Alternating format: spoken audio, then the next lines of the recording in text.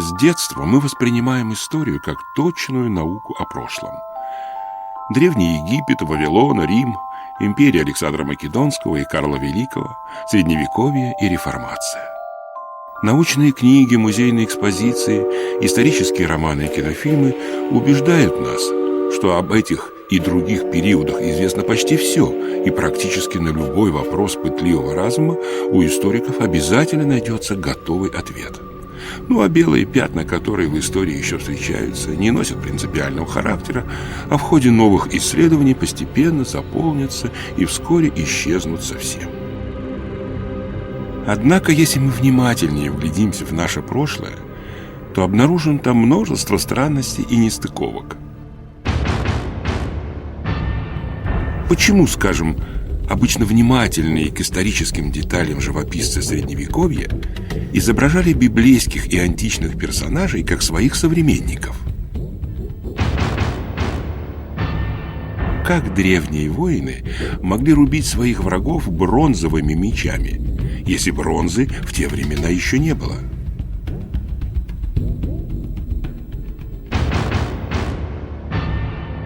И откуда взялось в Древнем Египте оружие из железа?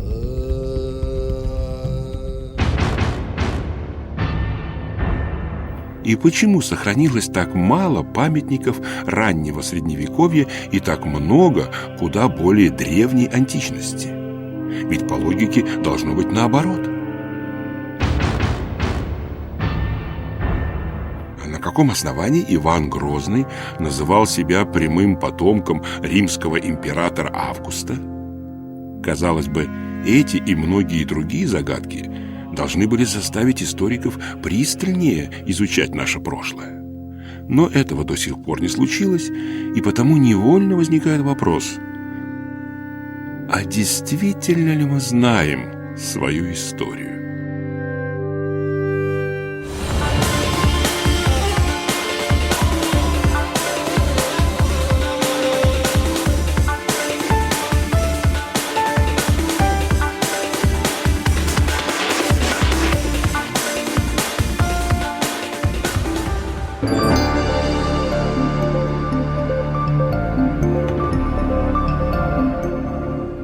Что же такое история и что такое хронология?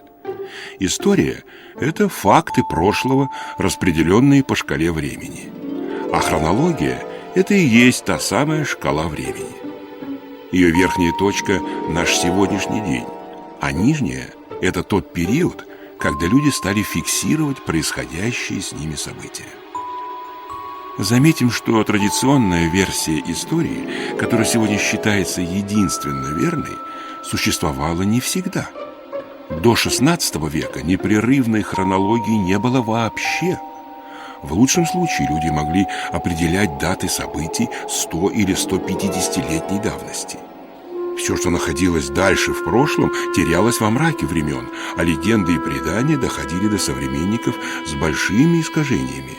Поэтому и возникла необходимость составить из разрозненных летописей целостную и последовательную картину важнейших событий человеческой цивилизации, начиная с древности.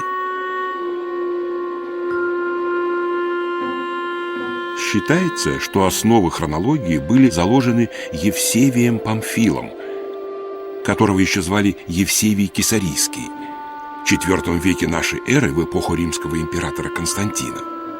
Но, к сожалению, ознакомиться с его хроникой в полном объеме сегодня невозможно.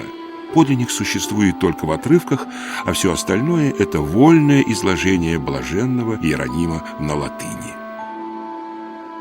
В XIV веке церковный историк, монах Софийского монастыря в Константинополе Никифор Каллист предпринял попытку написать новую историю первых 3 веков, но ничего нового ему сказать не удалось. Он просто повторил написанное Евсевием Памфилом. А вот сегодняшняя хронология была создана и практически завершена в фундаментальных трудах хронологов XVI-XVII веков, историка и философа Иосифа Скаллигера и богослова-иезуита Дионисия Петавиуса. Именно их версию истории мы изучаем и по сей день.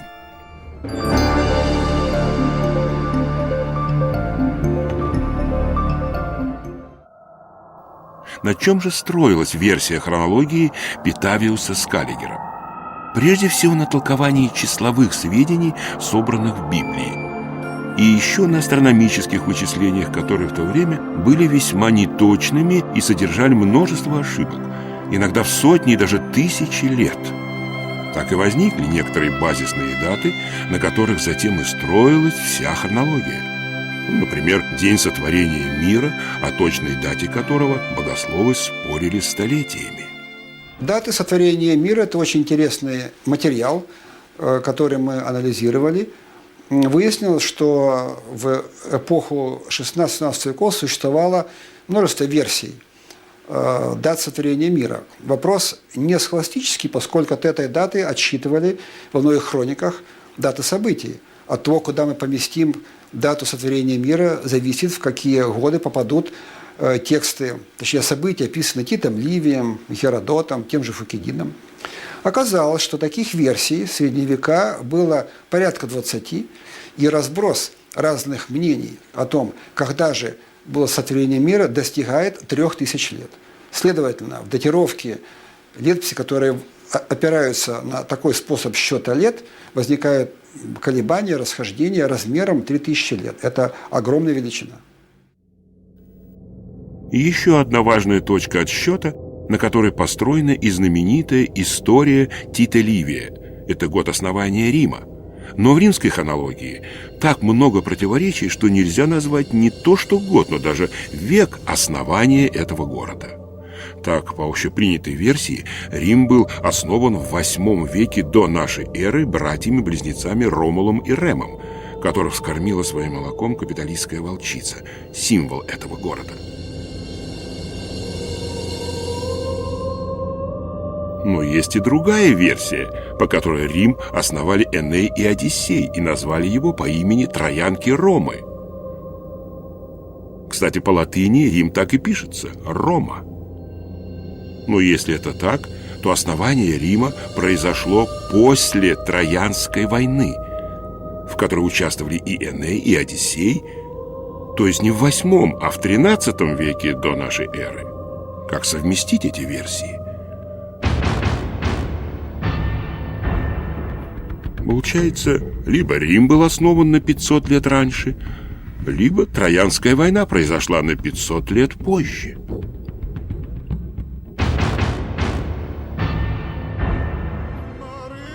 А ведь на хронологии Рима основаны и история Греции, Египта, Западной Европы. Следовательно, изменение римской хронологии влечет за собой изменение истории всех связанных с ней государств.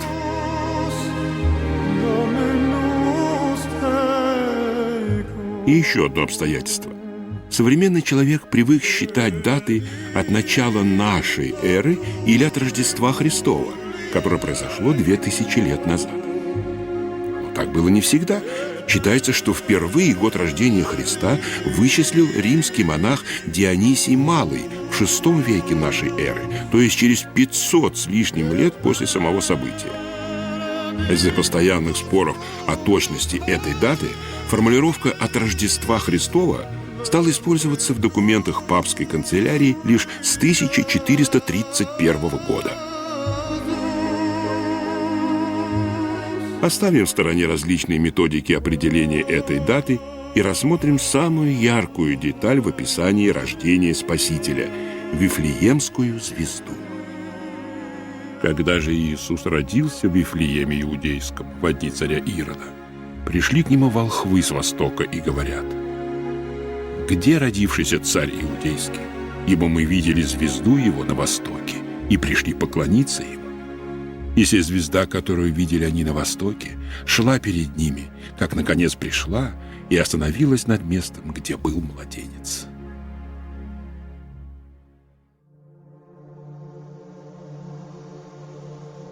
По всем астрономическим признакам в Евангелиях описана вспышка новой звезды, в результате которой образовалась крабовидная туманность в созвездии Тельца.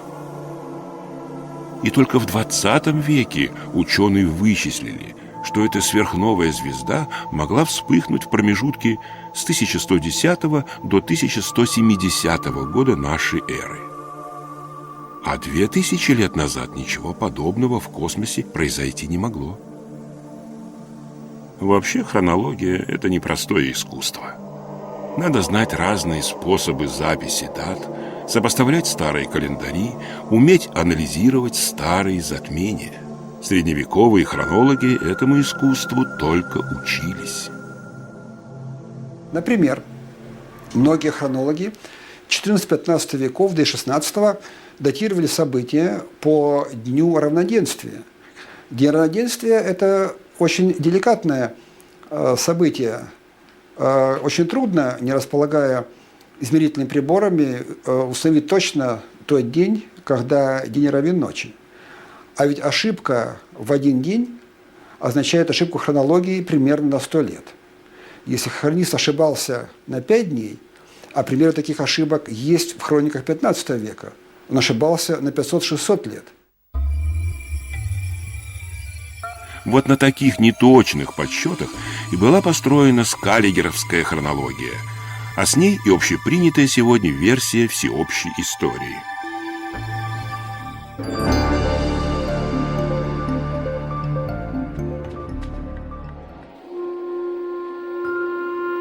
В основном здание истории построено на письменных текстах, на летописях. Но реальные события могли отражаться в них по-разному. Взять хоть разночтение с даты основания Рима. Бывает, что одного и того же человека различные источники называют разными именами. А нередко летописи – это версия событий, написанная много лет или даже веков спустя. Так что если мы читаем, что в таком-то году Чингисхан завоевал полмира, это отнюдь не означает, что писал об этом очевидец событий.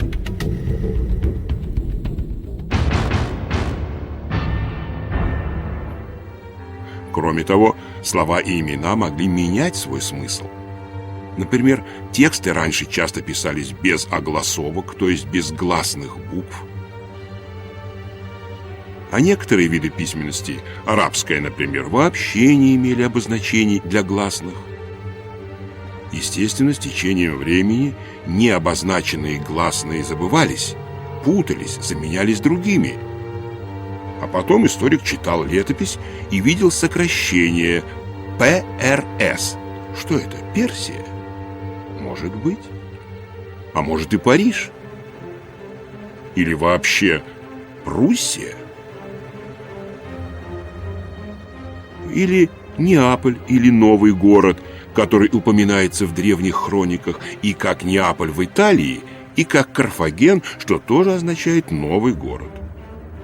А был еще Неаполь в Палестине, Неаполь скифский, не говоря уже о русском Новгороде. И если летописец не сообщает нам никаких дополнительных сведений, понять, о каком Неаполе идет речь, весьма затруднительно.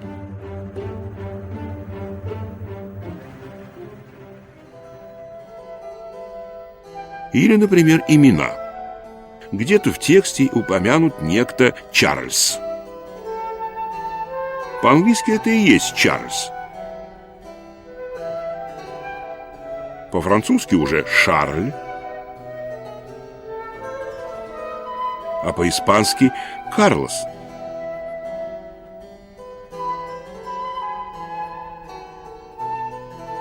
Так о ком идет речь? Об английском полководце, французском придворном или испанском гранде?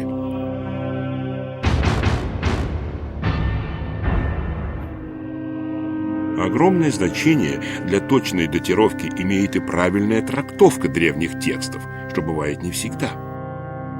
Например, сохранилось множество списков египетских фараонов, содержащих только имена, без перечисления дат и деяний. Причем нет уверенности, что все они были именно фараонами, а не высокопоставленными сановниками. И вот из этих имен египтологи и составили бесчисленные династии, причем сроки правления устанавливались весьма приблизительно и усредненно, из расчета по 3 фараона в столетие. То есть египтологи просто договорились считать, что все они были фараонами, и каждый правил ровно 33 года. Вот такой научный, в кавычках, подход. И, в общем, вот такое отношение к хронологии, оно сохранилось и до наших дней. И сегодня историки в основном работают по созданным кем-то таблицам, сами их не проверяя, ничего не понимая, не зная, как вообще числа в эти таблицы попали. Вот. Но зато они знают, что таким числом можно, так сказать, и политику, которому надо произнести речь, дать материальчик, вот, и для учебников что-то там найти, и для научной статьи. То есть они копаются вот в этих таблицах просто для того, чтобы придать научность своим сегодняшним фантазиям. Впрочем, несмотря на то, что большинство дошедших до нас текстов по истории Египта написаны по-гречески, они хотя бы существуют. А вот что касается истории Индии, то тут нет вообще никаких документов, которые можно было бы датировать безусловно.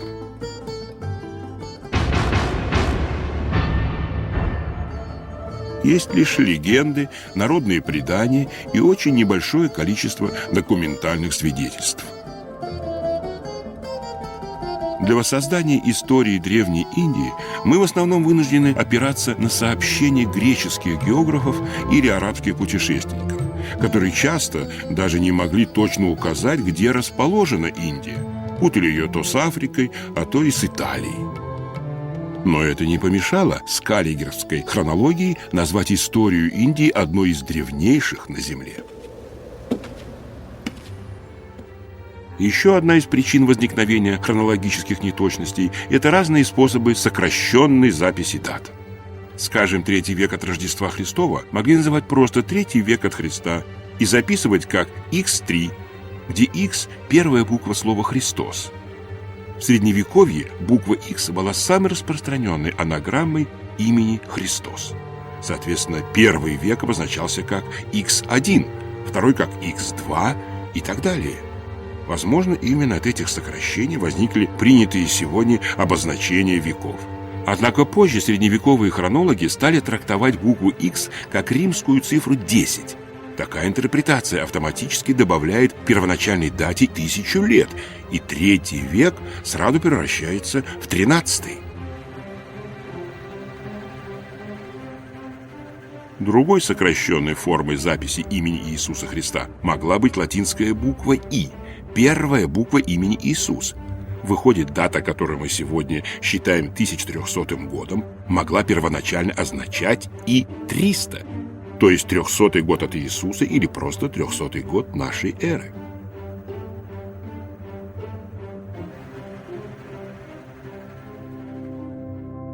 Наглядный пример – издательская марка «Ладевика Эльзевира», датированная якобы 1597 годом. Этот пример интересен тем, что тут присутствует запись даты и арабскими, и римскими цифрами. Показательна и дата 1524 на гравюре Альбрехта Дюрера.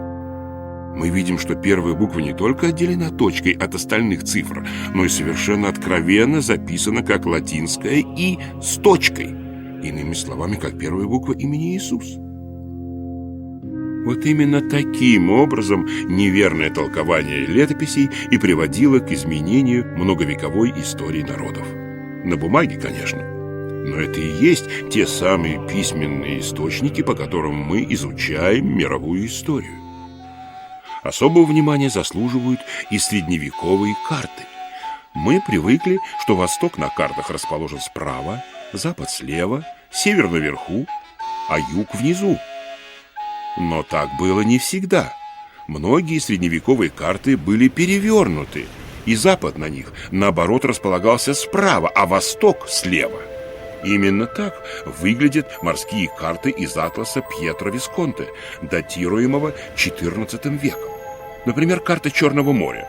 Север на ней находится внизу, юг наверху, а полуостров Крым изображен вверх ногами. А вот карта Средиземного моря. Восток слева, запад справа.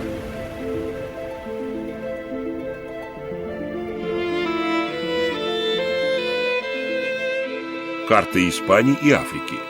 Африка наверху, Испания внизу. А вот перевернутая карта Англии и Франции. Франция слева, Англия справа.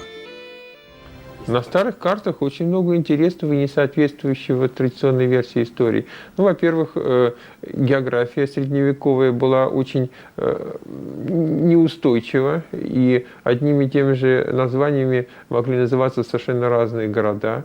И вот современные привязки исторических событий к тем или иным географическим названиям, они далеко не всегда правильные, потому что они соответствуют современным представлениям историков о том, где, когда, что и как называлось. А если мы откроем карты, там совсем другую картину увидим. Вот карта из британской энциклопедии 1771 года. Видно, что Российская империя представлена тут как несколько разных стран. Самая большая – это Московская Тартария со столицей в Тобольске. Причем ее площадь раза в 3 больше площади России со столицей в Санкт-Петербурге. А еще есть и независимая Тартария со столицей в Самарканде, и китайская Тартария со столицей в Чиньяне. Вряд ли эти сведения можно считать вымыслом или подделкой, поскольку Британика была вершиной энциклопедических знаний того времени. Почему же тогда сегодня об этих государствах ничего не известно? И вообще, откуда на картах XVIII века название Тартария? Если по официальной версии истории, в ту пору монголо-татарского ига не существовало уже 300 лет. Современные историки с большой неохотой обсуждают эти и тысячи других странностей и загадок их версии истории. Вы можете обратить внимание, что в музеях, пока вы спрашиваете вещи стандартные, простые, вам отвечают с удовольствием. Но любой вопрос, касающийся дат или касающийся такого типа странностей, вызывает раздражение даже у экскурсоводов, уже не говоря о сотрудниках этих музеев.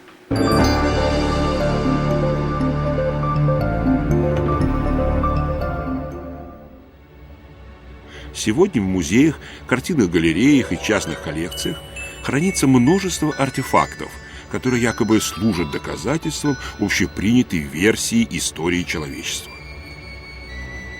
Например, множество бронзовых изделий, которые традиционно относят к бронзовому веку. Однако историков почему-то не смущает то обстоятельство, что бронзу во времена этого самого бронзового века делать просто не могли. Потому что бронза – это сплав меди с оловом, а олово было открыто только в средние века. Ну а поскольку появиться раньше олова бронза не могла, возникает законный вопрос, каким образом и, главное, когда были изготовлены эти изделия.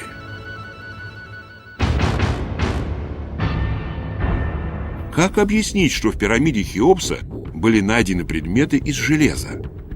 Откуда взялось железо в Древнем Египте? Историки упорно называют его метеоритным, упавшим с неба. Конечно, железистые метеориты время от времени могли находить в Древнем Египте. Однако исследования, проведенные уже в 20 веке, показали, что это железо, скорее всего, было получено промышленным путем. Подобные находки были сделаны и в гробнице Тутанхамона. На мумии фараона, жившего якобы в XIV веке до нашей эры, находились золотой и железный кинжалы. Ну и еще одна загадка из множества других.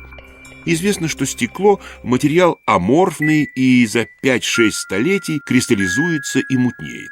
Поэтому, кстати, гибнут знаменитые витражи старинного Реймского собора во Франции.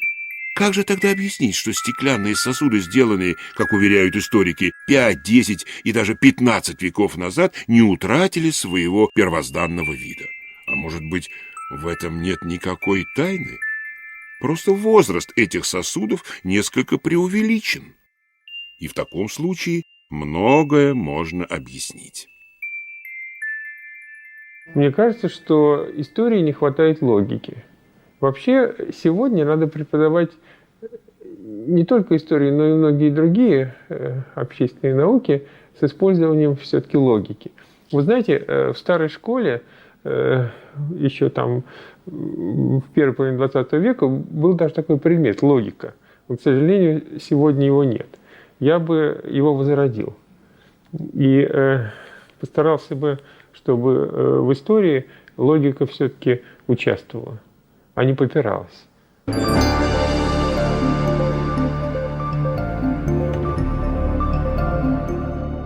Есть много вещей, о которых историки не любят говорить, поскольку они явно противоречат принятой истории и хронологии. Возьмем, например, такой распространенный в средневековой живописи сюжет, как Голгофа и страсти Христовы. Как же изображали это событие художники? Оказывается, они были убеждены, что Палестина покрыта бурной растительностью, а Иерусалим расположен на берегу полноводной реки или большого пролива. Это собор святого Лоренцо в Нюрнберге. На одной из картин изображено снятие Спасителя с креста.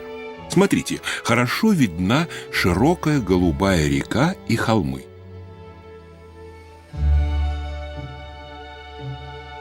А это кафедральный собор города Аахен. На этой картине тоже отчетливо видны большие ветвистые деревья, пролив или широкая река. Но ведь ни того, ни другого в Иерусалиме просто нет. А вот на этом холсте есть другая любопытная деталь. Рядом с крестом стоит человек в меховой шапке-ушанке. Кстати, персонажа, одетого похожим образом, можно увидеть и на одной из гравюр Дюрера, изображающей крестный путь Христа. На человеке тоже большая ушанка и еще теплый полушубок. Так в каком же климате, по мнению средневековых художников, располагался Иерусалим?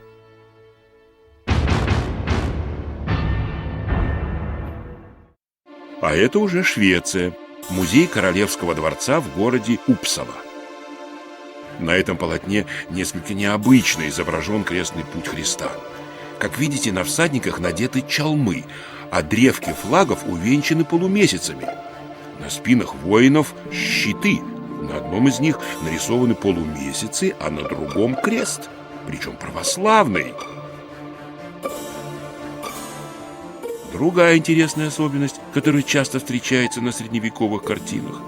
Нередко средневековые художники изображали ветхозаветных и античных персонажей как своих современников. Вот гравюра из флорентийской хроники XV века. Здесь библейский Иисус Навин, живший задолго до рождения Христа, изображен как типичный средневековый рыцарь. А на башнях древнего Иерихона, который Иисус Навин штурмует, видны христианские кресты. Вот икона Благовещения. Святая Дева изображена в типично средневековой обстановке среди книг, которых при ее жизни еще не было. А это Библия из музея Гутенберга в городе Майнце. Как видите, средневековый иллюстратор вооружил ветхозаветное войско вполне современными для его времени пушками. Но на картине Лукаса Кранаха «Суд Париса» герой, живший в XIII веке до нашей эры, изображен в средневековых латах.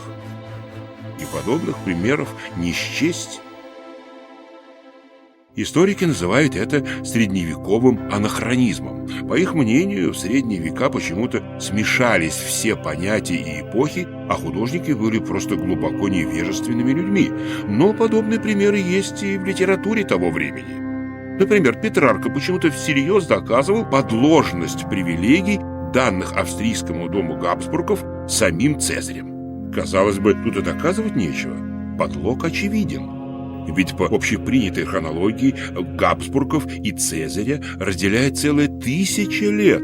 Почему же это не было очевидно для Петрарки, одного из лучших умов эпохи Возрождения? Есть над чем задуматься. Историки не очень четко осознают даже, что такое история.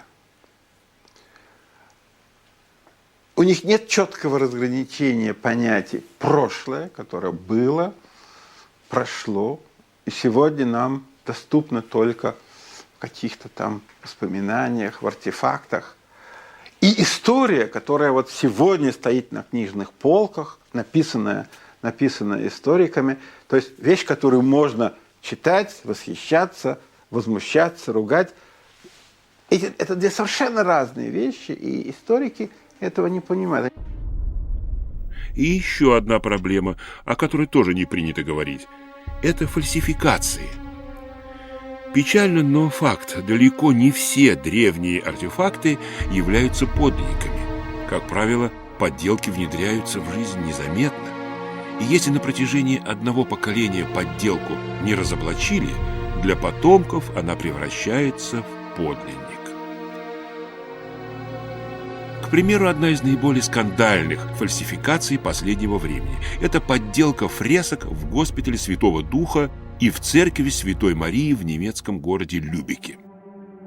Из-за бомбежек 1942 года часть штукатурки в церкви обрушилась.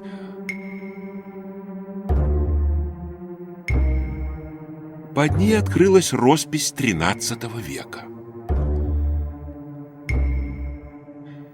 После войны, в 1948 году, фрески решили отреставрировать, пригласив для этого некоего Дитриха Фея, который, кстати, уже привлекался к суду за фальсификацию произведений искусства. А тот привлек помощника Лотара Мальската, тоже крупного специалиста по подделкам. После завершения реставрации Фей и Мальскат объявили, что удалось открыть старинную роспись на стенах церковных хоров, скрытую поздними наслоениями. Через 3 года работы к 700-летию города состоялось торжественное открытие отреставрированной церкви. В честь такого события была даже выпущена почтовая марка. Наверное, эти фрески до сих пор считались бы старинными, если бы городские власти наградили за работу обоих реставраторов. Но крест получил только Дитрих Фей, а Мальскат не получил ничего. Он сильно обиделся и публично признался, что по требованию Фея он сбил фрески XIII века и написал новые по сохранившимся фотографиям. Специальная комиссия осмотрела фрески и заявила, что Мальскат лжет. Когда реставратор-виртуоз попросил членов комиссии повнимательнее вглядеться в лики святых, комиссия ахнула. У святых были лица Чингисхана,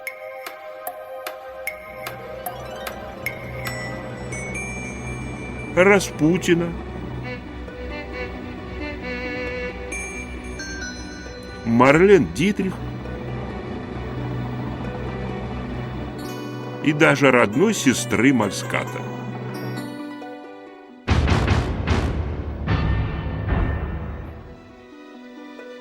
Скандал разрастался, и комиссия обнаружила другие шедевры реставраторов, в частности, подложные фрески в церкви Святой Екатерины в том же Любеке. Кстати, оказалось, что Мальскат даже не сбивал старую штукатурку, а писал прямо по ней. Восстановить же роспись XIII века впоследствии так и не удалось. Фрески безвозвратно погибли от времени. И здесь уместно спросить, насколько вообще можно доверять утверждениям о древности тех или иных настенных росписей? Если за 500 лет погибли фрески в Любеке, то как быть с датировкой других фресок, якобы еще более старых? И сколько еще подделок продолжает считаться подлинниками?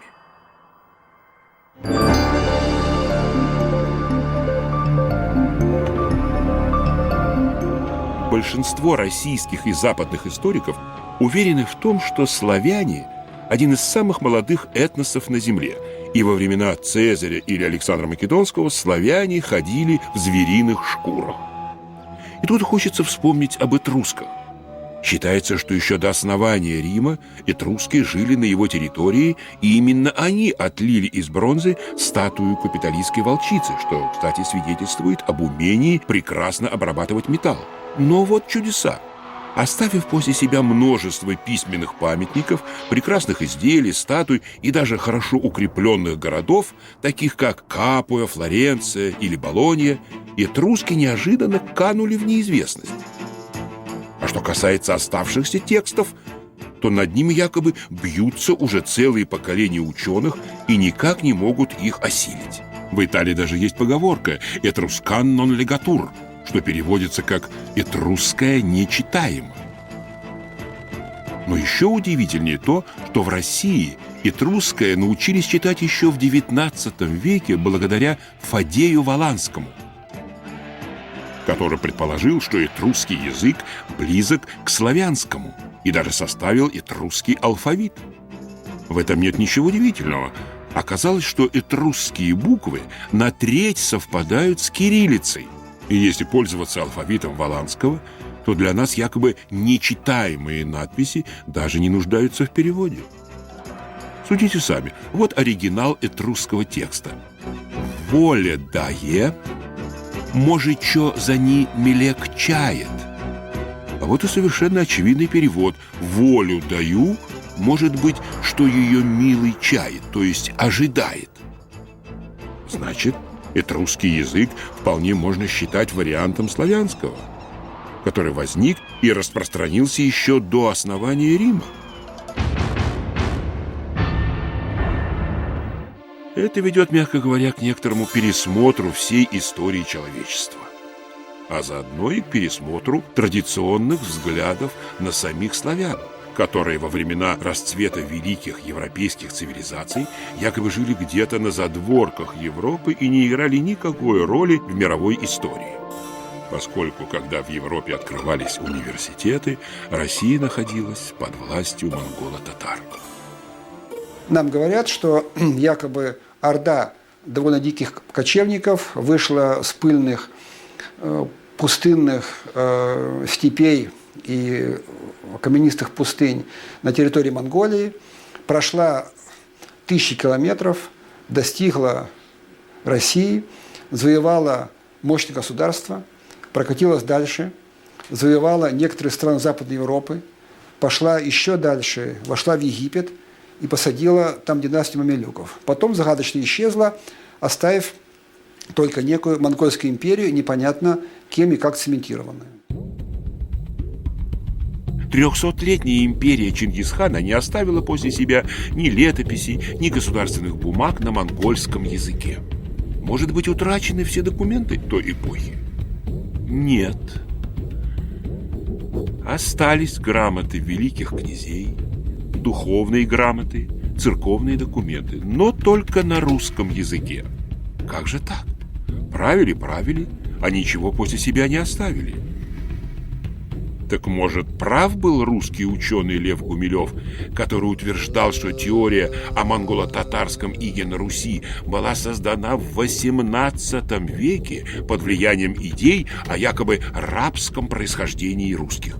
И авторы этой идеи, иностранцы Миллер и Шлёцер, просто выполняли определенный политический заказ. И еще одна загадка русской истории. Почему книга Афанасия Никитина «Хождение за 3 моря», сочиненная для русского читателя, частично написана на арабском языке? И это не цитаты арабских авторов. Повествование плавно переходит с русского языка на арабский и обратно. Получается, что в России в то время говорили на 2 языках. А иначе для кого это написано? Эту версию подтверждают и надписи на старом русском оружии, сделанные по-арабски. Сегодня принято считать, что это оружие якобы было изготовлено в Турции, Персии или других мусульманских странах.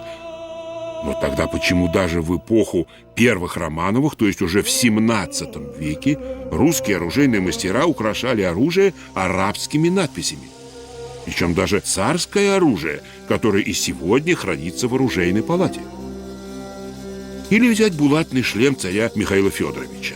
Вокруг острия шлема идет пояс арабесок, арабских изречений. Одно из них звучит так: «Вабашир аль-муминин», что переводится как «и обрадуй верующих».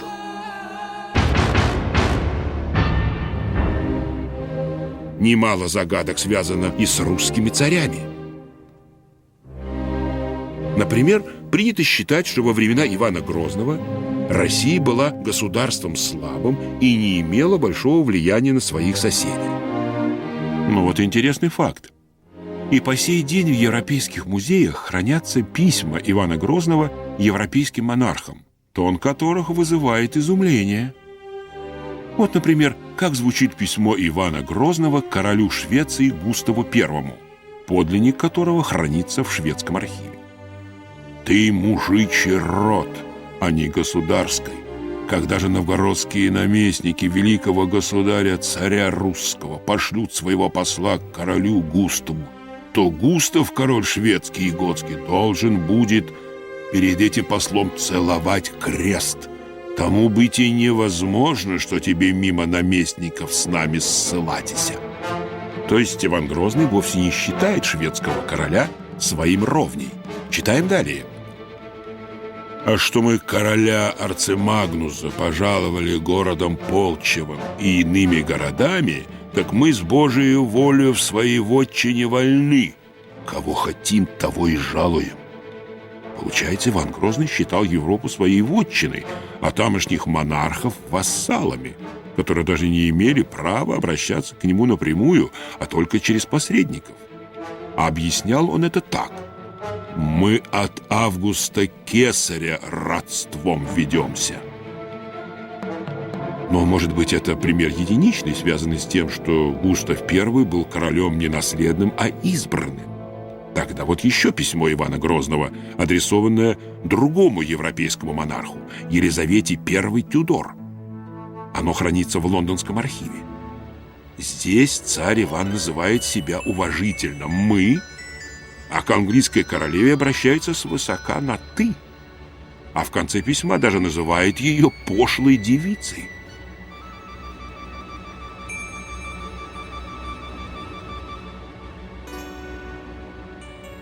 Такой пренебрежительный тон историки объясняют психическим нездоровьем Ивана Грозного. Почему же тогда европейские монархи признавали его родословную? И мог ли Иван Грозный действительно быть потомком Августа? Ведь их разделяет 1500 лет. Или все-таки гораздо меньше?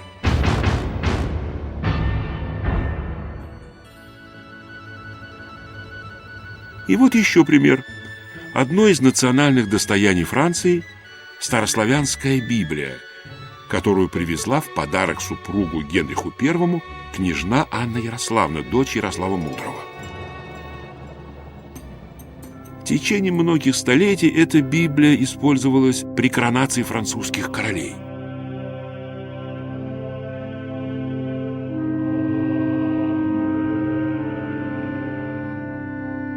Почему славянская Библия стала семейной ценностью королей-католиков? Причем Генрих I лично встречал невесту на границе. Для французского монарха этот брак был намного почетнее, чем для русской княжны.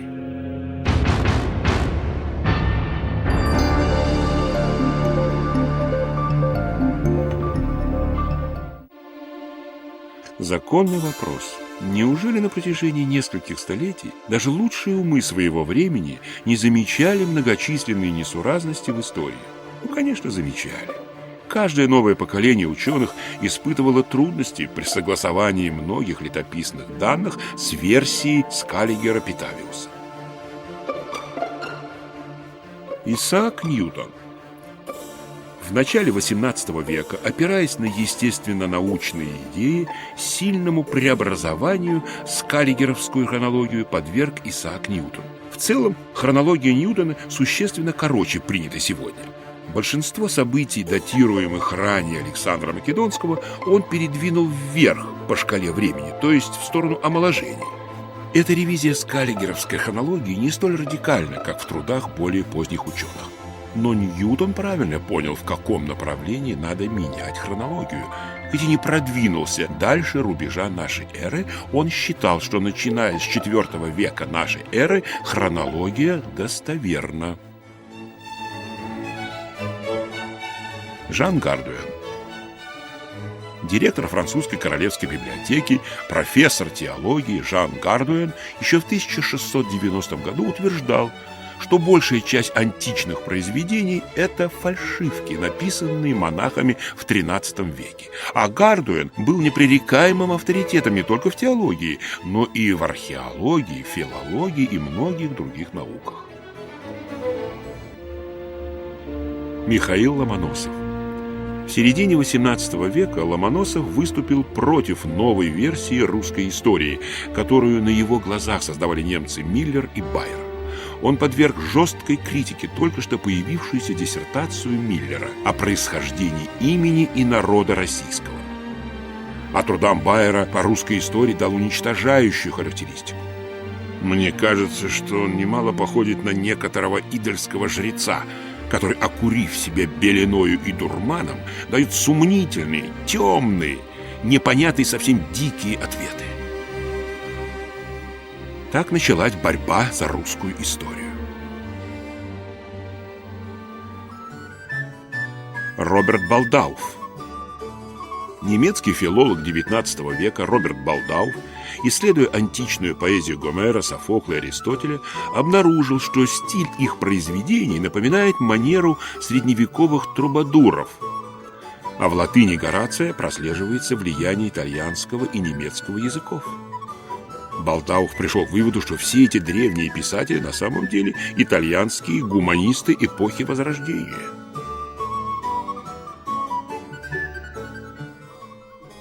Теодор Момзен. Немецкий историк XIX века Теодор Момзен был одним из крупнейших представителей научного направления, получившего название гиперкритицизм. Момзен писал об откровенных рассогласованиях в римской хронологии. Именно он обратил внимание, что в датировках такого важного события, как основание Рима, есть расхождение в 500 лет. Николай Морозов. Судьба Николая Александровича Морозова сложилась непросто. В 20 лет Морозов стал народовольцем. В 1881 году был приговорен к пожизненному заключению в Шлиссельбургской крепости. Там он самостоятельно изучал химию, физику, астрономию, математику, историю. Был освобожден в 1905-м, пробыв в заключении почти 25 лет. После освобождения занимался активной научной и научно-педагогической деятельностью, а после Октябрьской революции стал директором Естественно-научного института имени Лесгафта. Он выдвинул и частично обосновал фундаментальную гипотезу о том, что скарригеровская хронология древности искусственно удлинена и должна быть пересмотрена вплоть до VI века нашей эры. Эта гипотеза базируется на обнаруженных им повторах. Что это значит? Морозов предположил, что в разных исторических текстах одни и те же события датированы разными годами. Это могло произойти из-за переложения или перевода текстов разными летописцами, поэтому впоследствии одно и то же событие стали воспринимать как совершенно разные, не связанные между собой факты. Они датировались и размещались на хронологической оси независимо друг от друга, в результате чего в хронологии образовались дубликаты или фантомные отражения реальных исторических периодов.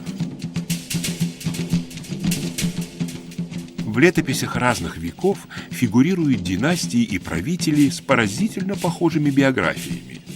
Например, Октавиан Август и Константин I Август Великий. Оба выходцы из незнатных семей и храбрые воины, отмеченные предыдущими императорами, соответственно, Цезарем и Диоклетианом, за ум и храбрость. Оба имели соправителей, из-за которых затем возникли войны, в которых оба победили и стали единоличными правителями. Далее следует еще множество совпадений, включая и кончину обоих. И тот, и другой внезапно заболели и умерли в дороге. Подобное сходство можно проследить и у других пар императоров. Но действительно ли так важно знать подлинную историю? Какая в сущности разница для современного обывателя, когда был основан Рим, на 500 лет раньше или на 500 лет позже? Когда состоялась Пелопоннесская война и еще сотни других войн? Какое отношение это все имеет к его повседневной жизни с ее проблемами и заботами? Сделает ли новая история его счастливее, успешнее или богаче? Хронология, с нашей точки зрения, это костяк истории, это хребет истории. И если окажется, что этот хребет не работает, не имеет прочности, то все здание истории рухнет. Именно поэтому историки так боятся нашей критики хронологии. В истории было много примеров, когда политические решения, причем очень, я бы сказал, ответственные политические решения, приведшие к катастрофическим результатам, принимались на основе исторических соображений. Это действительно было, и было много раз. Хронология лежит в основе всего здания истории в целом. Какие будут даты, такая будет версия истории. Но не только версия истории. Даты определяют наши взгляды на культуру, на язык, на историю цивилизации, на то, как вообще развивалось человечество. Изменение дат влияет на все это радикально. Многие факты современности и близких к нам эпох XIX века получают новое освещение, если правильно себе представлять, какая была история правильная до XVII века. Так как же историки определяют исторические даты? Как они составляют эту самую шкалу времени? Какие методы они для этого используют и можно ли проверить их эффективность? Об этом расскажет наш следующий фильм «На чем основана история».